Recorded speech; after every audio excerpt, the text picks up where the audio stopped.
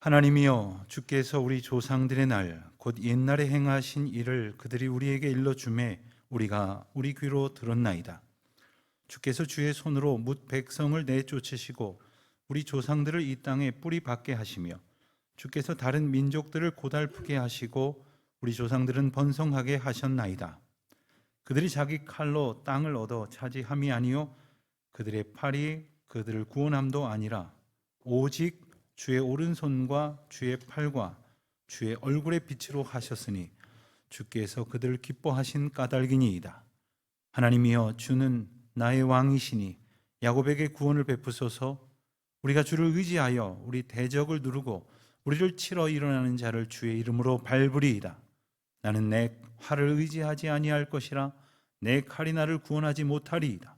오직 주께서 우리를 우리 원수들에게서 구원하시고 우리를 미워하는 자로 수치를 당하게 하셨나이다. 우리가 종일 하나님을 자랑하였나이다. 우리는 하나님의 이름에 영원히 감사하리이다. 아멘. 우리가 시편을 읽을 때마다 늘 궁금증이 드는 것은 시편은 누가 썼을까 하는 생각일 것입니다. 결론적으로 말씀을 드리면 시편은 여러 사람에 의해서 쓰여졌습니다. 우선 저자가 확인된 것을 보면 절반에 육박하는 73편을 다윗 왕이 지었습니다. 그리고 성전에서 예배 음악을 담당했던 레위인 아삽이라고 하는 이와 그의 자손들이 12편을 지었고, 그리고 고라 자손이 11편, 그리고 솔로몬이 2편, 그리고 모세와 에단, 헤만이라는 우리에겐 좀 생소한 이름을 가진 이들이 각각 한 편씩을 기록을 했고, 나머지 시편은 이 저자를 특정하기는 어렵다고 합니다. 이 저자의 면면을 보면 하나님께 찬송의 시를 올려드릴 만한 그런 인물이라는 수긍이 대체로 가는데, 고라 자손이 찬송시를 지었다고? 고라 자손이 지은 시가 성경에 기록되었다고? 라는 생각을 하게 됩니다. 왜냐하면 그들은 좀 특별한 사람들이었기 때문에 그렇습니다. 민수기 16장에 보면 모세가 이스라엘 백성들을 이끌고 광야 생활을 하는 동안에 고라라고 하는 이가 이스라엘 리더들 250명을 이끌고 반역을 일으켰었습니다. 그 주모자가 바로 고라였죠. 그런 사람이 어떻게 성경에 올려질 시를 지을 수 있었을까 하는 생각이 들게 되는 겁니다. 고라는 본래 성전을 섬기도록 특별한 사명을 부여받은 구별된 레위인이었습니다. 그런데 그가 이스라엘 백성들을 선동해서 모세에게 반역을 일으키면서 민수기 16장 3절을 보면 모세와 아론에게 이렇게 말했다는 것 아닙니까? 너희가 분수에 지나도다. 여기서 너희는 모세와 아론을 가리키는 말입니다. 그리고 이 말은 고라와 일당들이 하는 말입니다. 회중이 다 각각 거룩하고 여호와께서도 그들 중에 계시거늘 너희가 어찌하여 여호와의 총회 위에 스스로 높이느냐? 도대체 이 반역자의 말이라고 하기에는 믿어지지 않을 교만함이 뚝뚝 묻어납니다. 모세와 아론에게 어떻게 이렇게 할 수 있다는 말입니까? 한마디로 말하면 너희만 영적 지도자냐?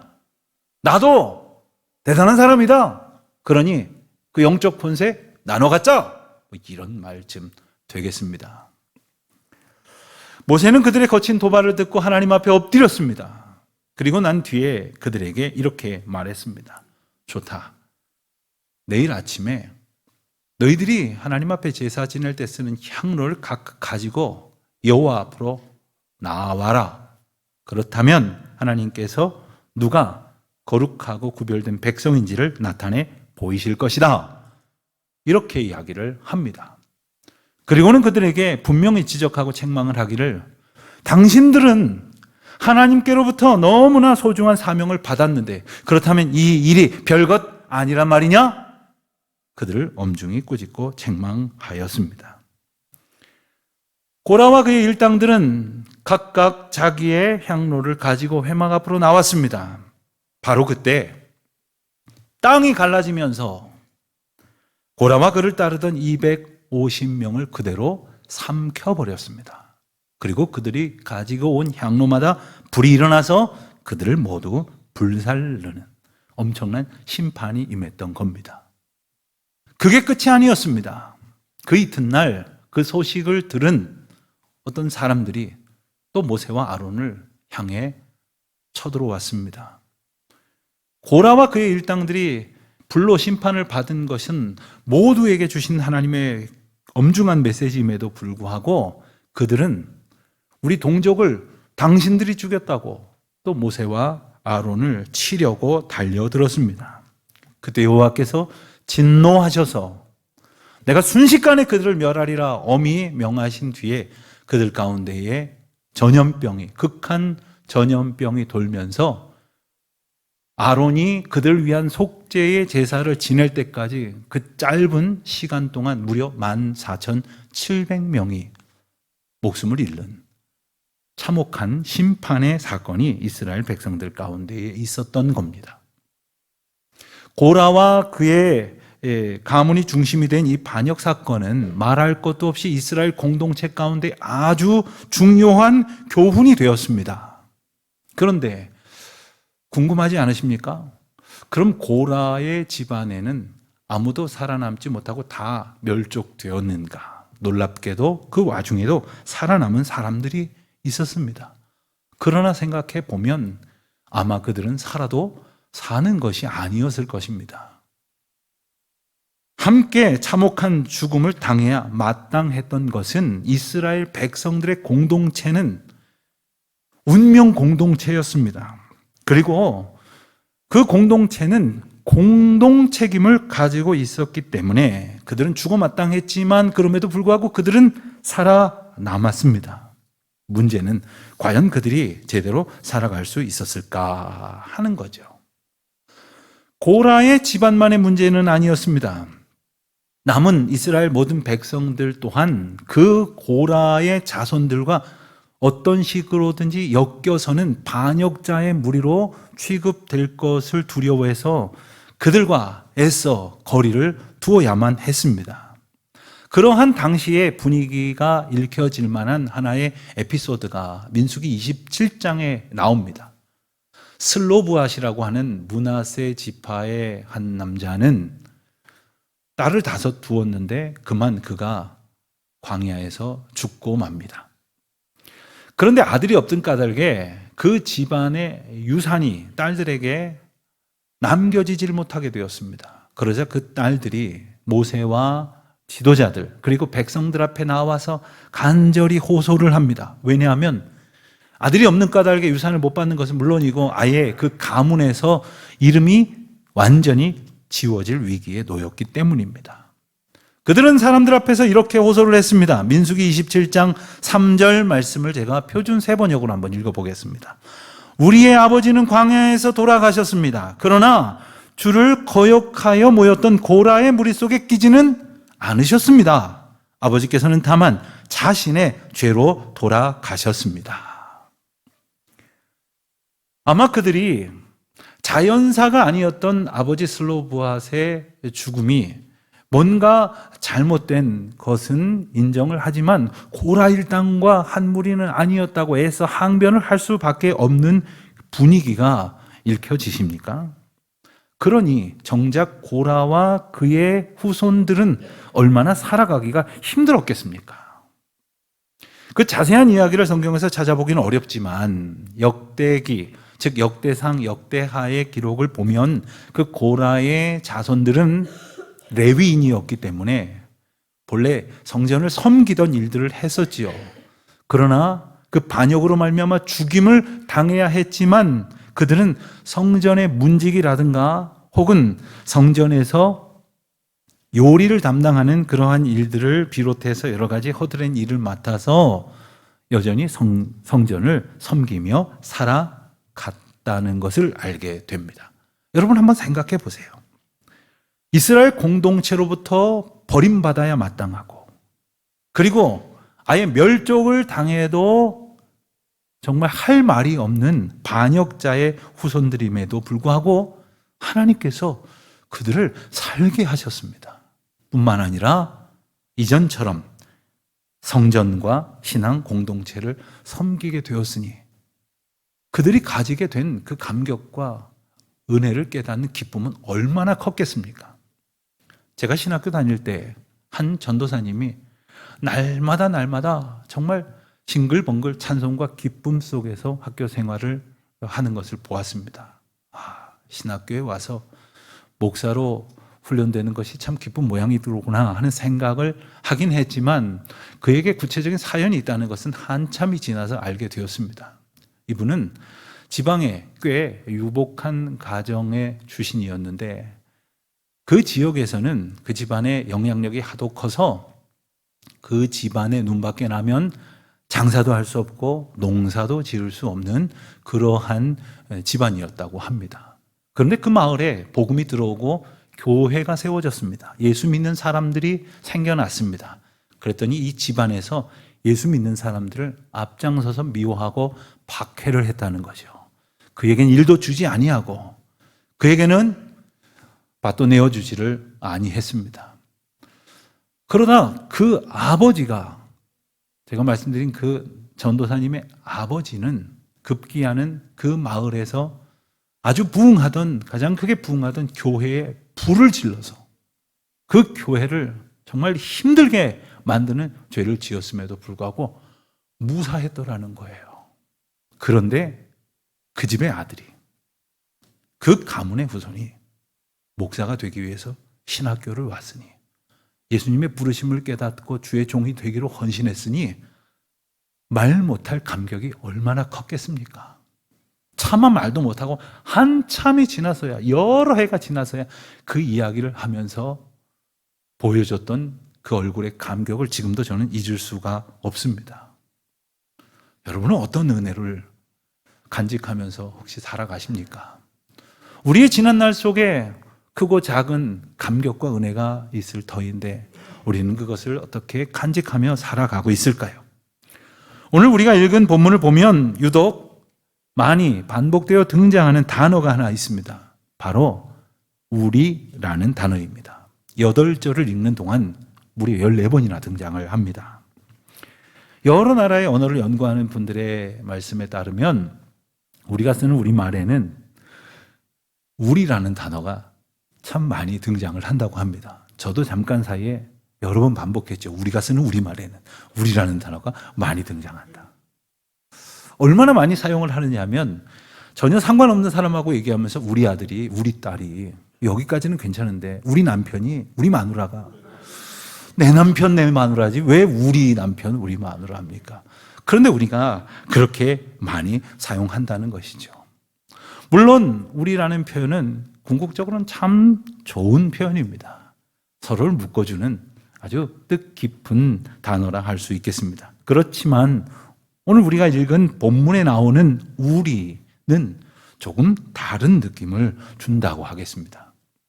그것은 자기들끼리는 뭉치지 않아서는 결코 살아갈 수 없는 험난한 여정임을 고백하는 것이요, 지나온 시간들이 깊은 회한 가운데에서 고백되어지는 것이 느껴지지 않습니까? 그리고 그들이 고백하고 있는 우리에는 바로 그들만이 있는 것이 아니라 그들의 하나님 여호와께서 함께 하시기를 바라는 간절함이 묻어난다고 하겠습니다. 그렇게 그들의 고백 가운데 계셨던 그들의 하나님께서 베풀어 주신 은총을 노래하고 고백하는 것입니다. 그래서 이 시는 감사의 시라고 할 수 있겠습니다. 또한 소망을 담은 시라고 할 수 있을 것입니다. 탄식이 담겨져 있는가 하면 간구가 등장을 하기도 합니다. 오늘 시편 표제에는 고라 자손의 마스길이라는 작은 제목이 붙어 있는 것을 보실 것입니다. 이 마스길이라는 말은 교훈이라는 뜻입니다. 즉 저들이 뭔가를 깨달아서 이 시처럼 노래하고 있다는 거예요. 그 깨달음은 무엇일까요? 그것은 바로 하나님께서 조상들에게 주셨던 은혜, 그것을 그들이 어떻게 알았을까요? 바로 조상들에게 들었던 것을 말하는 겁니다. 1절을 같이 한번 다시 보실까요? 하나님이여 주께서 우리 조상들의 날 곧 옛날에 행하신 일을 그들이 우리에게 일러줌에 우리가 우리 귀로 들었나이다. 하나님께서 옛날에 조상들에게 베푸셨던 은혜를 우리가 조상들이 이야기했음으로 인해서 들었다는 거예요. 그 감격대로 또한 그들은 자녀들에게 가르칠 것이 분명합니다. 여러분, 우리도 우리 조상들에게서 하나님의 은혜를 듣고 또한 우리도 자녀들에게 가르쳐야 하지 않겠습니까? 그런데 우리가 우리 자녀들을 신앙으로 교육한다고 참 애를 쓰면서도 잘 되지 않아서 안타까울 때가 참 많습니다. 자식이 뜻대로 안 된다 하는 탄식을 또 할 필요는 없겠지만 아무튼 잘 안 됩니다. 그렇지만 여러분, 결코 포기하지 마십시오. 낙담하지 마십시오. 왜냐하면 우리를 인도하신 그 길은 예수 그리스도의 생명의 그 길이기 때문에 우리 자녀들도 꼭 그 길로 걸어야 할 것이고, 당장에 우리가 기뻐할 만한 열매가 맺어지지 않는다 하여도 그 길로 인도하고 중보하는 우리의 노력을 계속 기울여야 할 것은 분명한 일입니다. 우리가 당연히 그 길로 행해야 하거든, 그와 같은 은혜로 우리 자녀들도 그 길로 걸어야 할 것이기 때문입니다. 그런데 어떤 분들은 보면 자신들은 신앙생활 잘 하려고 애를 쓰시면서도 자녀들은 자기들이 알아서 하겠죠. 결국 다 제각각 하나님을 만나야 그래야 신앙생활을 하는 것 아닙니까? 이런 식으로 정말 남의 일처럼 말씀하시는 분들을 볼 때가 있어요. 얼마나 안타까운지 몰라요. 여러분, 그 길이 생명의 길이라고 우리가 고백한다면서 과연 그렇게 말해도 되는 겁니까? 그 길로 가지 않으면 죽을 수밖에 없는 심판이 있다는 것을 우리가 고백을 하면서도 그렇게 안일하게 우리 자녀들의 신앙을 두고 대할 수 있겠습니까? 이제라도 우리를 인도하신 그 생명의 길로 우리의 자녀손들과 우리 다음 세대들이, 이 나라의 우리의 후손들이 믿음의 길로 걸어갈 수 있도록 잘 가르치는 우리 모두가, 또한 우리 교회가 될 수 있어야 하겠습니다. 2절 말씀을 보면 그들이 자기 조상들에게 들은 이야기가 이렇게 쓰여 있습니다. 주께서 주의 손으로 뭇 백성을 내쫓으시고 우리 조상들을 이 땅에 뿌리박게 하시며 주께서 다른 민족들을 고달프게 하시고 우리 조상들은 번성하게 하셨나이다. 여러분, 생각해 보십시오.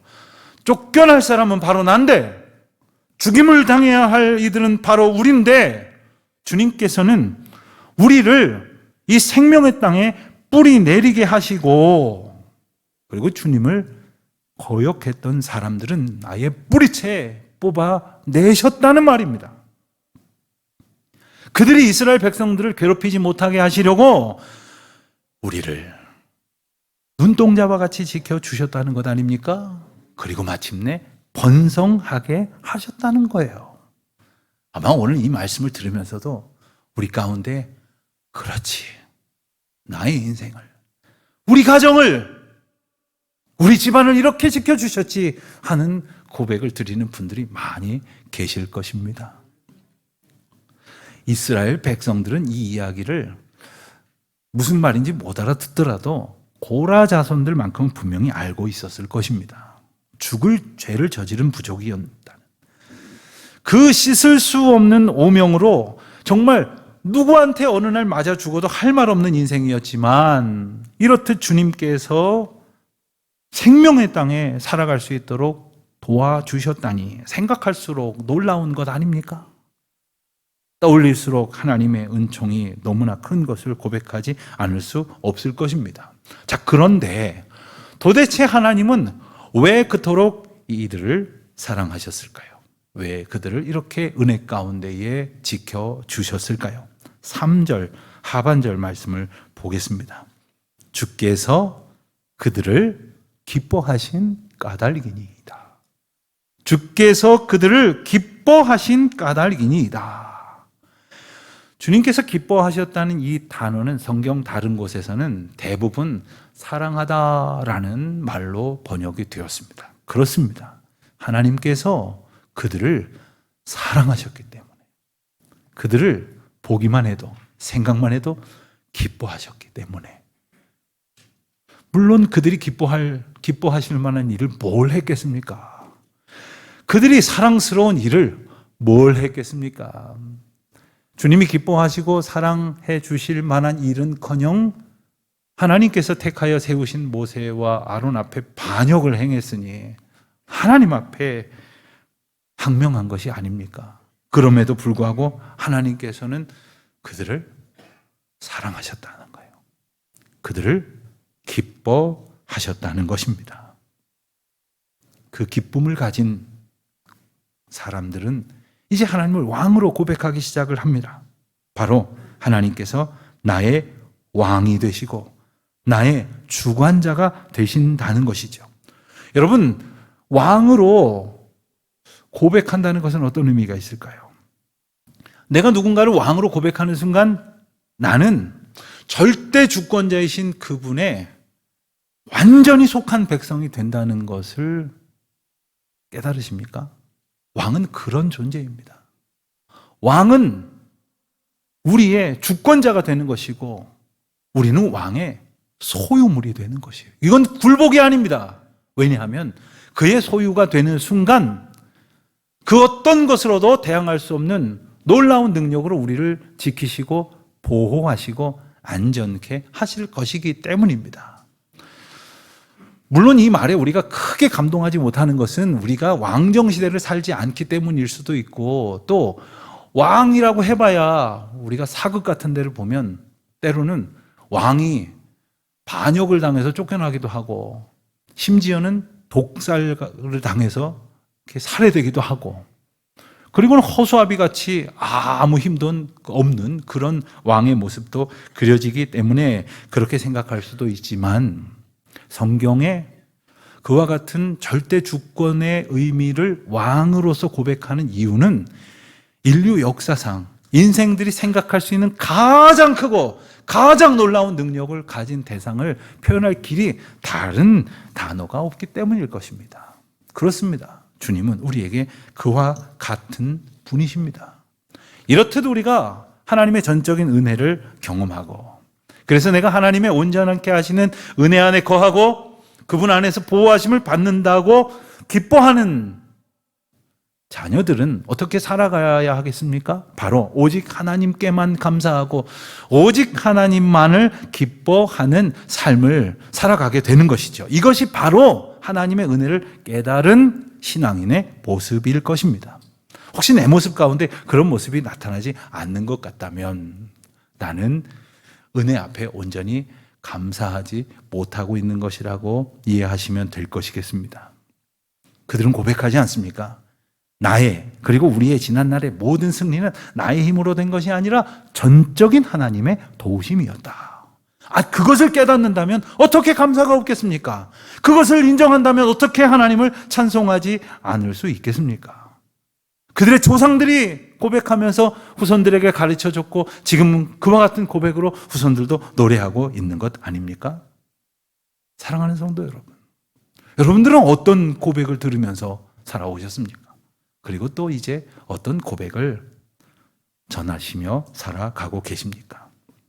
오늘 시편의 저자는 그와 같은 하나님의 은혜를 깨달으면서 두 가지 대단히 귀중한 다짐을 하나님 앞에 고백하면서 백성들 앞에 선포하고 있습니다. 첫 번째는 이제는 주님만 의지하겠습니다 하는 것입니다. 오늘 저와 여러분에게도 이와 같은 다짐이 있기를 소원합니다.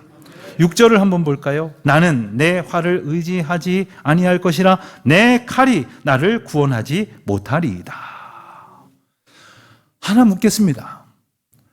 여러분들에게는 어떤 활이 있으십니까? 여러분들은 어떤 칼을 세상 살아가면서 유용할 만한 무기라고 그렇게 생각을 하십니까? 어떤 때는 내가 가진 그 활로 세상 모든 대적을 물리칠 수 있을 것이라는 자신감을 가지셨을 때도 있었을 것입니다. 또 어떤 때는 남부럽지 않은 칼을 가졌으니 걱정도 근심도 없으셨을 적도 있었을 겁니다. 그런데 그렇게 대단하게 여겼던 나의 칼과 나의 활이 아무것도 아니라는 것을 깨닫는 것 정말 순식간이지요. 간단한 일이었을 겁니다. 여러분, 하나님께서는 우리가 인생을 살아가는 동안에 우리로 하여금 하나님의 뜻대로 살 수 있도록 하시려고, 그리고 주신 사명을 이루도록 하시기 위해서 때로는 칼도 주어보시고 활도 주어보십니다. 그것으로 무기를 삼아서 여호와만을 의지하여 우리를 괴롭히는 모든 사탄 마귀 물리치며 영적 싸움에서 승리하게 하십니다. 그래서 하나님께 영광을 돌리게 하신다는 거예요. 그리고 평생토록 그 승리하게 하신 하나님, 그 하나님의 도우심으로 인한 기쁨, 그 감격으로 살게 하신다는 것입니다. 그런데 문제는 내 손에 칼이 있어. 내 화를 누가 당할 거야? 해 가면서 나를 도우신 하나님은 잊어버리고 내 손에 들려진 칼과 활만 의지하고 살아간다는 거죠. 그건 누가 준 겁니까? 내가 가지고 있는, 그래서 나를 자랑할 만한 것이라고 생각하는 그것은 도대체 누가 주신 것입니까? 이것을 잊지 않는 주의 백성이 되어야 할 것이겠습니다.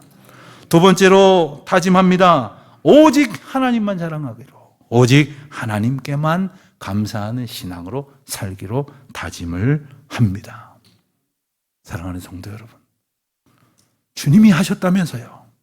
모든 것이 주님의 은혜라면서요. 그런데 왜 하나님만을 찬양하지 않습니까? 왜 하나님께만 기쁨으로 고백하지 않는 것일까요? 그것은 종종 우리가 시선을 놓치기 때문입니다. 우리의 마음을 잃어버리기 때문입니다. 오직 하나님만을 기뻐하며 감사할 수 있는 비결은 오직 하나님만을 바라보는 것입니다. 주님만을 바라볼 때에 우리는 시선을 놓치지 아니하고 다른 것들에 우리의 마음을 빼앗기지 않게 될 것입니다.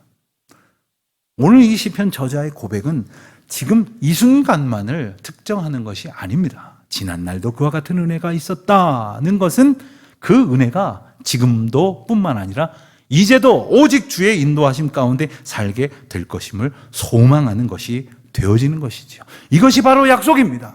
믿음은 약속을 믿는 것이에요. 믿음은 약속을 의지하는 것입니다. 주님께서 우리를 지키시고 우리를 인도하셨지 않습니까? 그와 같은 은혜로 우리를 도우시고 인도하실 것이 아닙니까? 그분의 사랑은 어제나 오늘이나 영원토록 변함이 없으시다는 거예요. 그분은 우리를 보시고 기뻐하시고 우리를 사랑하시며 그 사랑을 너무나 그 크신 사랑을 이기지 못하신다고 스바냐 선지자는 고백하지 않았습니까? 여러분, 어느 모임에 내가 가면 참 반가워하고 기뻐하고 좋아하는 사람 한 사람만 있어도 가기 전부터 행복해요. 그 한 사람 때문에 나의 삶이 얼마나 행복한지 모릅니다. 그런데 여러분, 만유의 주요 만왕의 왕이신 하나님이 여러분을 보시면서 막 기뻐서 어쩔 줄을 모르신대요. 사랑스러워서 그 사랑하는 것을 감당하지 못하신대요. 그 기쁨 가운데에 살고 있는 분들이십니다. 그 은혜 가운데에서 오늘도 살아가고 있기에 이제는 정말 주님만을 바라보고 정말 주님만을 의지하고 정말 주님만을 기뻐하는 삶. 그래서 우리의 삶에 오직 하나님의 능력만이 나타나고 오직 예수 그리스도의 이름만이 고백되어지는 삶. 그래서 우리를 바라보면서 사람들이 그리스도를 만날 수 있게 하는 그러한 삶. 세상이 성도와 교회들을 보면서 예수 그리스도 앞에 소망을 두는, 그분 앞에 나와 그분을 기뻐하는 그러한 성도 여러분들 되시기를 주님의 이름으로 축원드립니다.